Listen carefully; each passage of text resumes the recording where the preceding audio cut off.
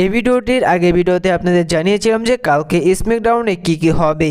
যেহেতু কালকে স্ম্যাকডাউনটি এবার সার্ভাইভার সিরিজ পেয়ারভিউ শেষ স্ম্যাকডাউন হতে যাচ্ছে এবং সার্ভাইভার সিরিজের প্রস্তুতি নেওয়ার জন্য ডাব্লিউডাব্লিউই গত সপ্তাহে এই সপ্তাহে স্ম্যাকডাউনটি টেপ করে নিয়েছে এবং সেই সমস্ত ভিডিও ভাইরাল হয়েছে এবং অনেক কিছুই জানা গিয়েছে। কিন্তু কালকে স্ম্যাকডাউনে রোমান রেইনস এবং সিএম পাঙ্ক তারা ফেস টু ফেস আসবেন এবং এদের মাঝে কী কথা হবে সেই সমস্ত ভিডিও ভাইরাল হয়নি। কিন্তু অনেক রিপোর্ট থেকে যতটুকু বোঝা যাচ্ছে যে কালকে স্ম্যাকডাউনে সিএম পাঙ্ক এবং রোমান রেইনসের এই সেগমেন্টের মধ্যে অনেক ইন্টারেস্টিং কিছু জানা যাবে।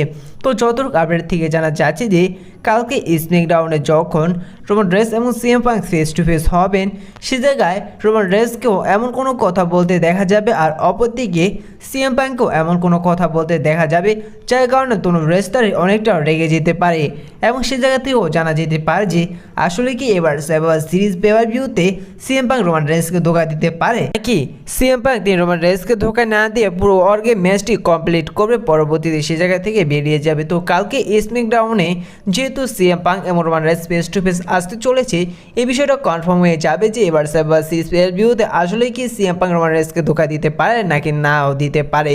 তো কালকে স্ম্যাকডাউন আরও একটি বিষয় দেখা যেতে পারে যে হয়তো কালকে স্ম্যাকডাউনে ফল এবং রিভিল করতে পারে যে তিনি কেন রোমান রেইনসের ফোন ধরতে পারেনি, কী কারণে রোমান রেইনসের ফোনটি তিনি ওঠাতে পারেনি এবং কেনই তার মোবাইল অফ ছিল।